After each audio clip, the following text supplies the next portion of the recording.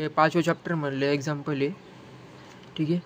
तर याच्यामध्ये काय फाइंड आउट करायचं आपल्याला, वाय एस फाइंड आउट करायचं, ॲडमिटन्स 1/z. तर ॲडमिटन्सची व्हॅल्यू म्हणजे 1/ZS आहे म्हणजे इम्पिडन्स. तर ते पहिले इम्पिडन्स फाइंड आउट करावं लागेल त्याच्याशिवाय, तेव्हाच आपल्याला भेटेल ओके वाय एस.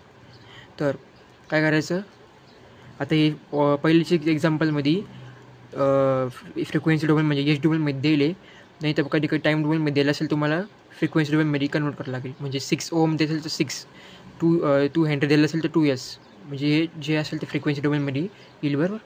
तर त्याच्यानंतर मग काय होईल, आता इथं Z1S म्हणजे आपला हे दोघं सिरीजमध्ये आहे ओके. येस रजिस्टर इंडक्टर सिरीजमध्ये, तर 6 + 2S आलं ओके. हे आलं आपलं पहिलं Z1S.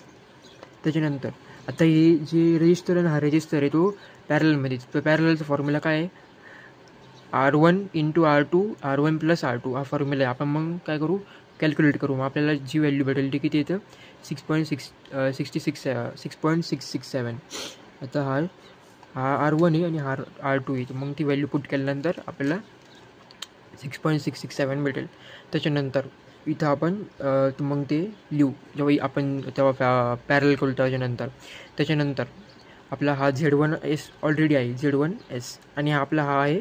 मग आपला Z2S किती निघेल, हा निघेल, म्हणजे हा पूर्ण कंबाईन. तर मग हा सिरीजमध्ये ओके. तर सिरीजमध्ये असल्यामुळं आपण काय लिहू, 6.67 प्लस सिरीज असलं प्लस होती 2/S, 2S आपण म्हणजे S हा कॅपॅसिटन्स ओके. त्याच्यानंतर 6.67 आपण काय करू, क्रॉस मल्टिप्लिकेशन करू, S × 6.67 इथं आला S, आणि 1 + 2/S आपला हा इथं 1 आहे ना, म्हणून S1 ओके. त्याच्यानंतर आपल्याला आता डायरेक्ट हे काढायचं, पूर्ण ZS काढायचं आहे. तर त्याचं फॉर्म्युला काय आहे, आता हे आपलं सिरीजमध्ये ओके. हे Z1 आणि हा Z2S, म्हणजे हा आपला Z2S काढेल तो. तर आपण त्याला ॲडिशन करू. तेव्हा आपण त्याची ॲडिशन करू तेव्हा आपला ओरिजिनल आपला ZS भेटेल. त्याचं आपला Z1S काय आहे, 6 + 2S, आणि Z2S काय आहे, 6.67S + 2/S.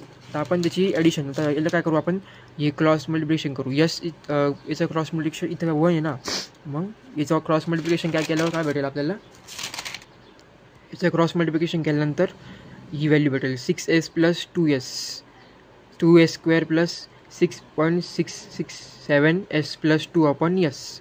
तर हे कसे भेटली आपल्याला 2. आता आपण काय करू, इथे क्रॉस मल्टिप्लिकेशन केल्यानंतर S × 6S ओके, 6S आला.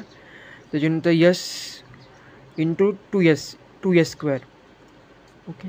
त्याच्यानंतर बाकीची व्हॅल्यू ॲज इट इज, खाली S1 S. आता इथं आपण क्रॉस 1 आहे ना, म्हणून 1 × ॲज इट इज राहील, 6.6 असेल ते ज्या बाकीचं. त्याच्यानंतर आपण मग काय करू, स्टँडर्ड फॉर्ममध्ये लिहू. तर 6S आहे आणि हा पण S आहे. तर याच्या दोघांची ॲडिशन केल्यानंतर मग 12.667S भेटेल, आणि आपल्याला बाकीची व्हॅल्यू भेटेल ती. ही आपला आला Z, म्हणजे इम्पिडन्स तो आहे, तो आला आपला. आता आपल्याला ॲडमिटन्स व्हॅल्यू फाइंड आउट करायची. तर ॲडमिटन्सची व्हॅल्यू म्हणजे 1/Z. असं 1 आपला ZS येईल तो, म्हणजे आपला Z1/Z किती व्हॅल्यू काही ही. तर आपण काय केली, मग जो आपला S आहे तो इथं आहे, मग तो आपला वर पाठवायचा फक्त. मग आपली YSची व्हॅल्यू ही आली ओके, ही मग मेन व्हॅल्यू.